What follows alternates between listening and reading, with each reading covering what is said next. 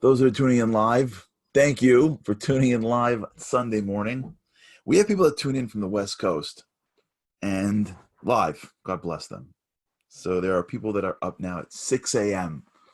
So we thank you for that always. For those of you who are here, whenever you're here, we're honored that you're with us whenever it is that you're with us. So if you're watching this live or on demand, listening to this to any point, we thank you.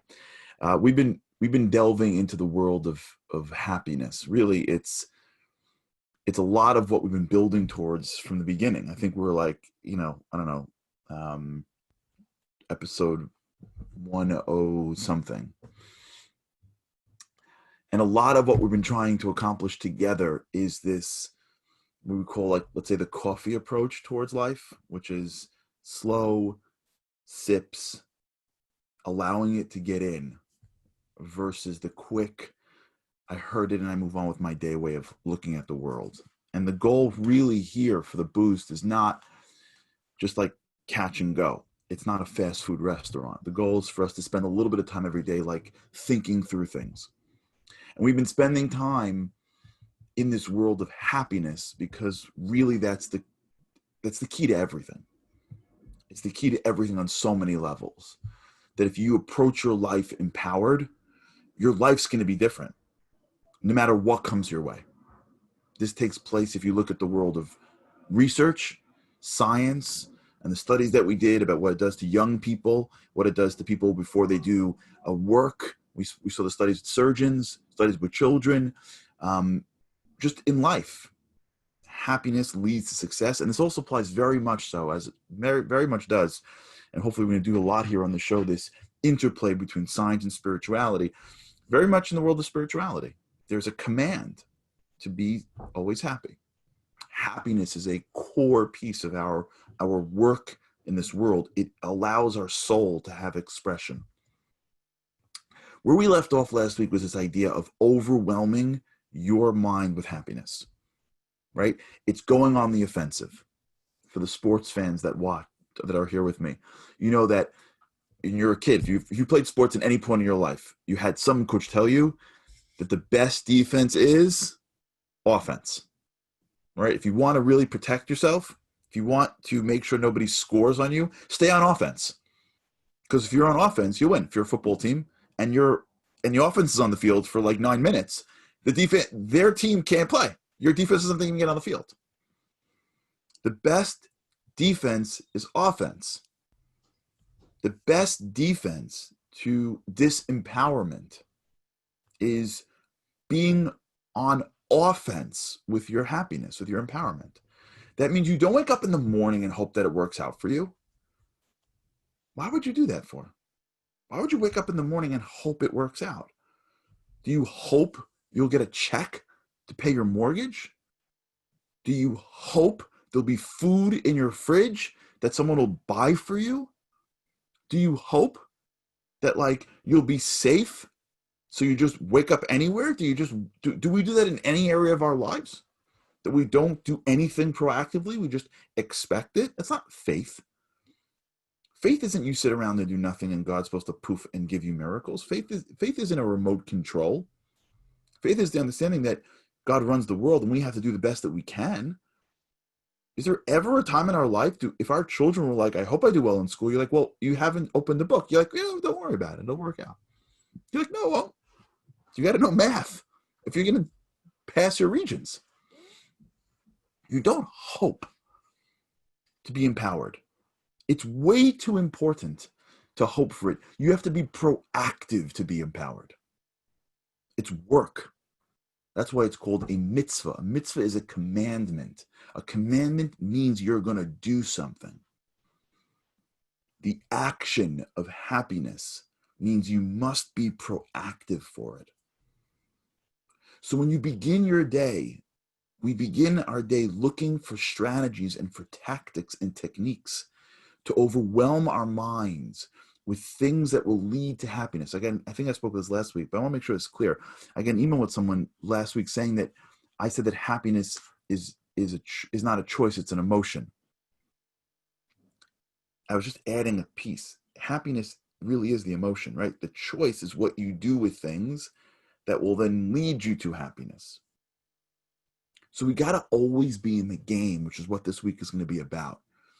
What are the proactive things that I can do on a consistent basis to overwhelm my mind, my schema, my filter with things that will now allow me to be happy before anything even happens, regardless of how anything happens, which is what gratitude really is. Gratitude is a way of bringing up things that I've missed, that I now lack happiness for. I lack an enjoyment for things in my life that I am not grateful for. So now I have it in my life, but I don't appreciate it in my life. What good is a brand new Tesla sitting in your driveway if you never drive it? If you loved cars and someone bought you a Ferrari and there's no traffic rules and you can do whatever you want, right?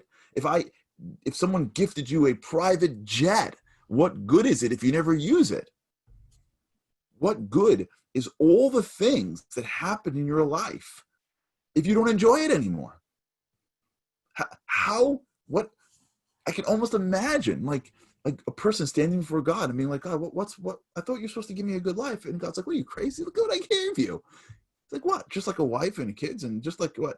God's like, do you realize you walk the streets and nobody, like, do you realize what you have? You realize you went to the store and there were more things available to you than anybody? Like, do you realize these things? Like, this has become like cliche to us.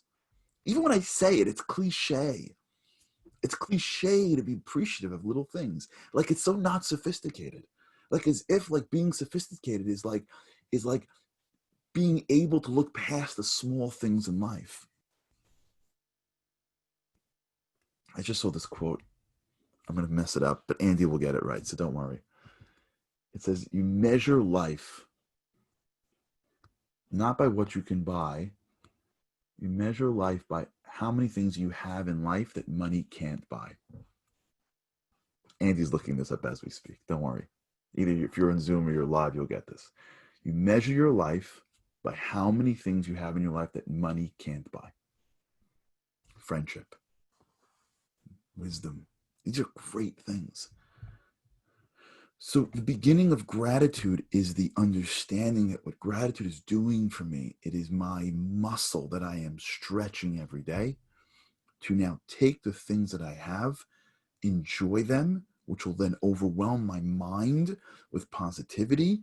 And now I will begin my day empowered regardless of what happens before me.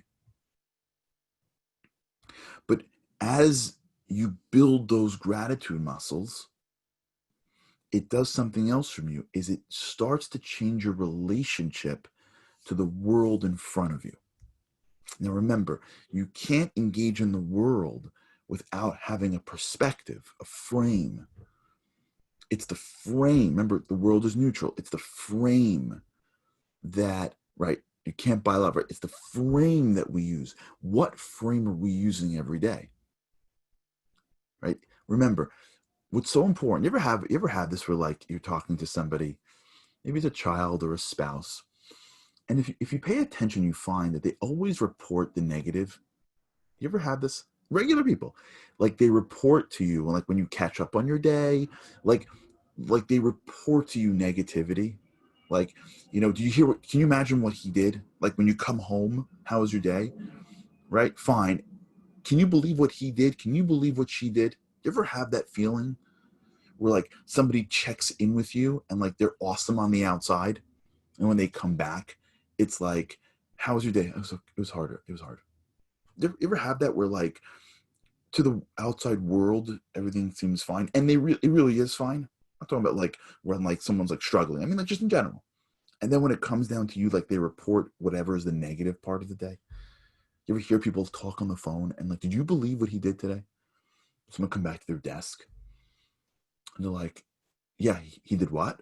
And they zero in on the negativity. Over here on the train, two people talking, and people are constantly like, you can almost see them sort of cherry picking the negative because the negative is juicier. You see, negative is juicier than positive. Negative information is newsworthy. You're never going to put on the news and it'll say, "It's a wonderful day here today. It's 76 degrees and gorgeous.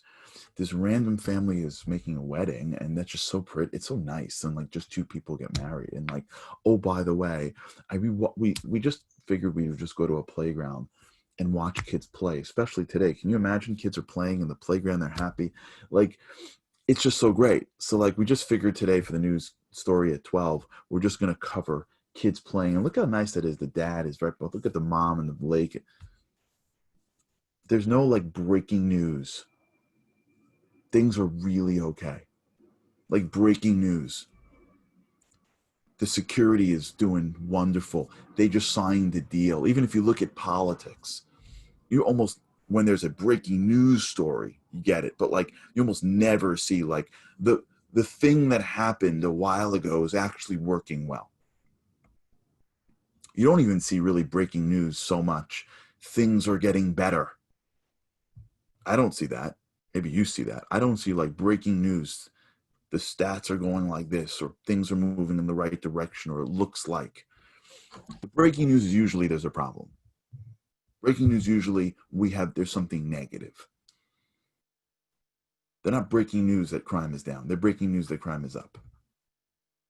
Because negative things are juicy, different, and newsworthy. That's how it works. We're always primed to survive.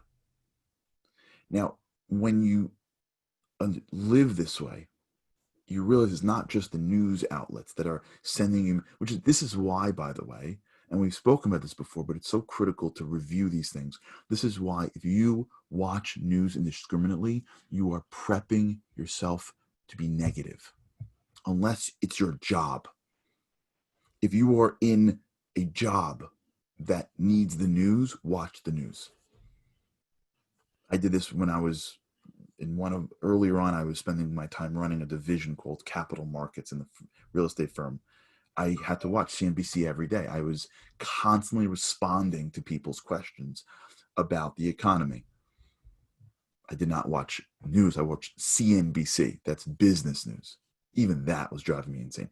If you watch news more than you need, you are unnecessarily filling yourself with negativity.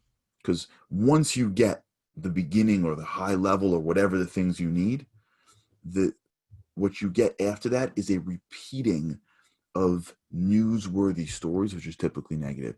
And you'll find, whether they're newsworthy or not, you'll find people are like this.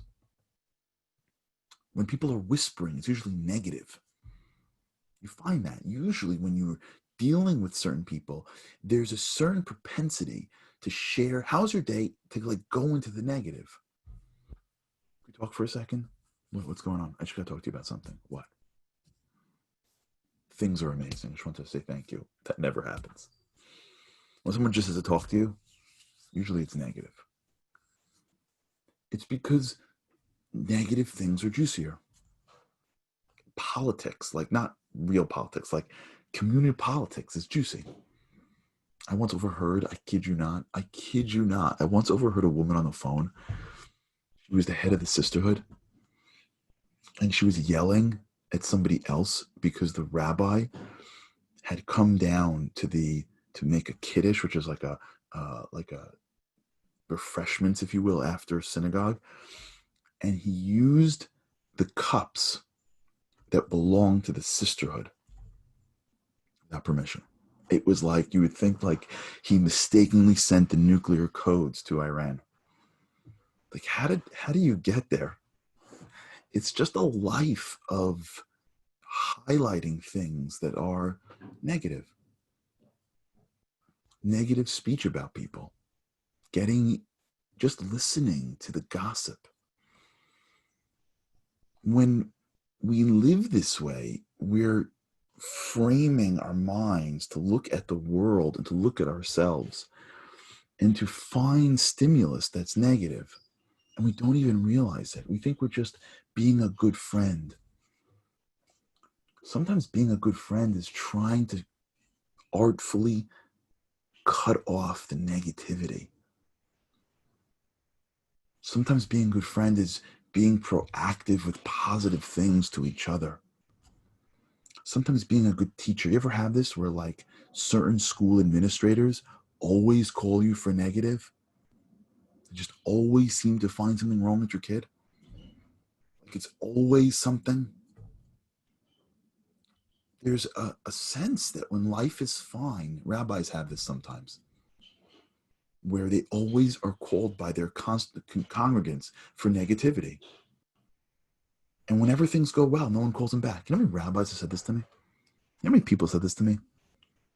When something bad is going on, I'm there. It could be 2 a.m. If there's a problem, you call the rabbi, or you call the mentor, or you call whatever, your mom. And when it works out, and things are good, you forget to call back. Go, oh, by the way, your advice mates. Why can't you share the positive? Because the positive, it's just different. It's not as urgent.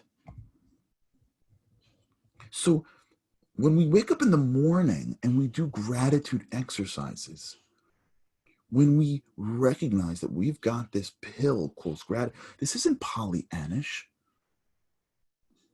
You have to recognize life. You have to be aware, but this is actually the opposite. And here's why. One of the reasons why a person can't see his own or her own faults, or can't see the negativity in the situation in front of them properly, is not because they're trying to discard it. It's because they don't have the bandwidth to deal with it.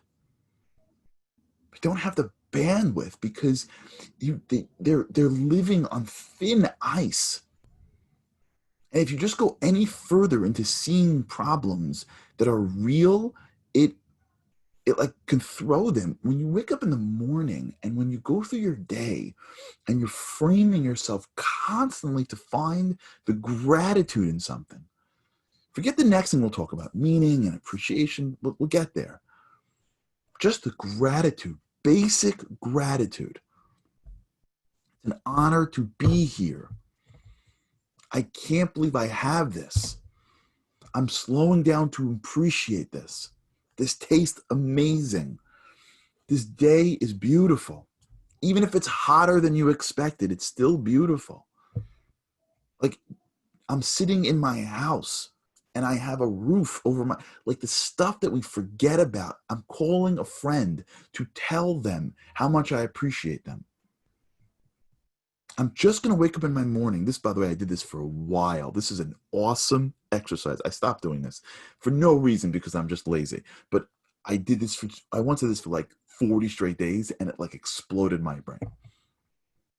I once did a thing where every day when I started my day, I had to make one phone call, email, or text to a person thanking them for something specific.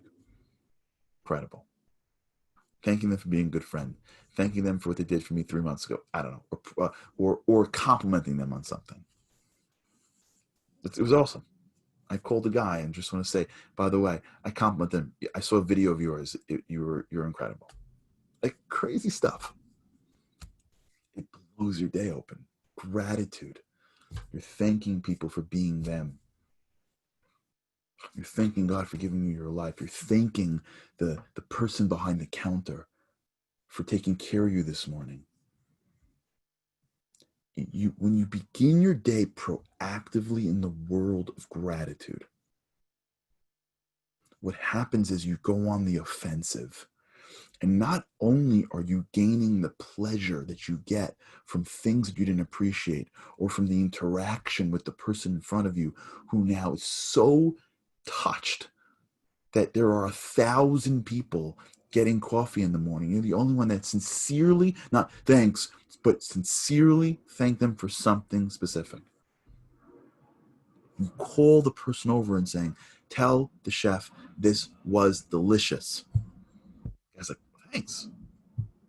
You call somebody and you say, I just wanted to let you know what you did was amazing. I was thinking about your health, whatever. A counselor for your kid in day camp.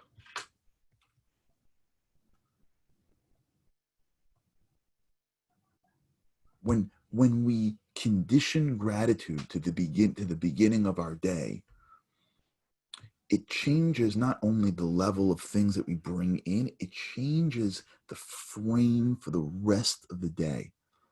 it's so enjoyable to be positive that we don't want to get lost in negativity. And when we have to deal with an issue, it's in the context of so much more positivity so we can grapple with it. It's not going to throw us. We're not going to come home with like our head down and have our family or our friends have to deal with us this way. And we're going to continue this. We're going to continue this because there's other things, meaning and purpose and whatever. All right, let's do this. Let's try to pick a couple of things to do. There's a lot of work that we can do together. Let's just pick one or two for this week. Let's try this week. Okay, here's what we're gonna do. Wherever you are, here's what we're gonna do. Try doing it this week, and then we'll talk about it on Thursday. I have 2 assignments for you this week. Number 1, wake up in the morning, whether you're writing it or you're saying it. If you're writing it, awesome for my journalers. 4 things that you're grateful for, but really get it. 2, this is gonna be amazing. You ready? 5 days. Sunday, Monday, Tuesday, Wednesday, Thursday, 5 days. Starting today. Text, email, or call one person once a day and say thank you for something. Compliment or thank you. Anything. I want to thank you for, I want to just tell you that you're good at, I saw you last week. Anything. Don't do it. Do it. You'll see. You'll see what it'll do in 5 days. It is the most incredible thing. And if you can't find anyone to say thank you to or compliment, then just check in to see how they're doing. How about that? Hi, so-and-so. It's been a while. Just check in and see how everything's going. Summertime is coming to an end. Quarantine. How's the family doing? Someone who you don't talk to every day. Once a day. We begin to go on the offensive. Let's play offense with our lives. It's a totally different game. All right. Thanks so much for being here today. With God's help, I can't wait to see you again tomorrow. Have a great day.